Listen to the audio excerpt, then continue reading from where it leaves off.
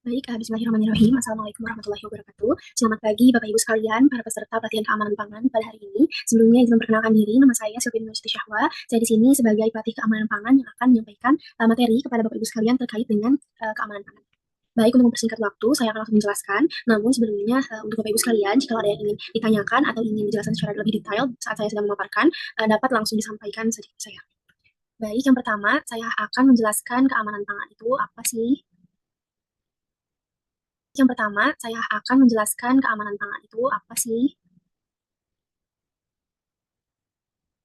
Nah, jadi keamanan pangan ini menurut Undang-Undang Nomor 18 Tahun 2012 tentang pangan, bahwa keamanan pangan merupakan kondisi dan juga upaya yang diperlukan untuk mencegah pangan dari kemungkinan cemaran biologis, kimia, dan benda lain yang dapat mengganggu, merugikan, dan juga membahayakan kesehatan manusia, serta tidak bertentangan dengan agama, keyakinan, budaya, masyarakat, sehingga aman untuk dikonsumsi. Nah, jadi Bapak Ibu sekalian, keamanan pangan merupakan upaya yang kita lakukan sebagai pelaku usaha untuk dapat menciptakan atau dapat membuat produk yang kita produksi ini aman dari cemaran biologi, kimia, ataupun benda lain atau cemaran fisika. Nah, nah, jadi jenis bahaya itu ada tiga ya Bapak Ibu sekalian. Ada bahaya biologis, bahaya kimia, dan juga bahaya fisika. Yang pertama itu bahaya biologis. Nah, bahaya biologis itu apa sih? Jadi bahaya biologis ini merupakan bahaya yang timbul akibat mikroorganisme atau mikroba yang lainnya yang dapat membahayakan kesehatan manusia. Nah, untuk batas cemaran mikroba dalam pangan ini juga diatur dalam Perbepom nomor 13 tahun 2019.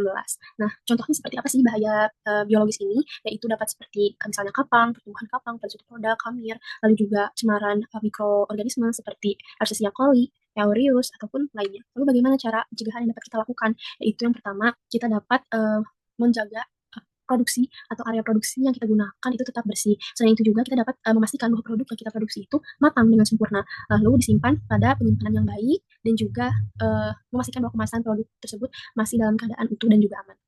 Nah, untuk selanjutnya ada bahaya kimia. Nah, bahaya kimia itu seperti apa? Nah, bahaya kimia ini sebenarnya ada dua kategori.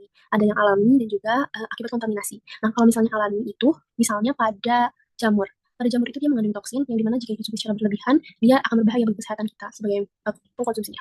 Nah, lalu bahaya kimia lainnya seperti apa? Nah, misalnya bahaya kimia dari lingkungan seperti limbah industri, asap kendaraan bermotor, ataupun bahan tambahan lainnya seperti pewarna, pengawet. Nah, itu jika digunakan secara berlebihan dapat menyebabkan bahaya. Namun, jika digunakan sesuai dengan aturannya, dia tidak akan membahayakan. Nah, maka dari itu, ada regulasi juga yang mengatur mengenai batasan maksimal mengenai cemaran kimia, itu diatur pada Perbepom nomor 8 tahun 2018. Nah, untuk terakhir itu ada bahaya fisik. Nah, bahaya fisik itu seperti apa? Misalnya rambut, lalu juga ada potongan kuku, atau serpihan kertas, serpihan plastik. Nah, maka dari itu, pada saat proses produksi, Bapak dan Ibu sekalian, penting ya untuk menerapkan personal hygiene dan juga menerapkan atau menggunakan APD lengkap seperti penutup kepala, penutup wajah, masker, lalu juga celemek menggunakan baju tangan panjang. Mungkin segitu saja Bapak Ibu sekalian yang dapat saya sampaikan dalam pelatihan keamanan pangan hari ini. Saya harap materi atau ilmu yang dapat saya bagi kepada Ibu sekalian ini dapat bermanfaat untuk keberlangsungan usaha Bapak Ibu sekalian dan juga dapat meningkatkan kualitas dan juga hasil produk yang dapat dihasilkan nantinya. Saya mohon maaf juga apabila ada kekurangan ataupun kesalahan dalam penyampaian ataupun ada yang kurang dimengerti, dapat ditanyakan kembali untuk saya jelaskan lebih detail secara langsung kepada Bapak Ibu sekalian. Mungkin sekian pemaparan mengenai pelatihan keamanan pangan hari ini. Saya ucapkan terima kasih. Wassalamualaikum warahmatullahi wabarakatuh.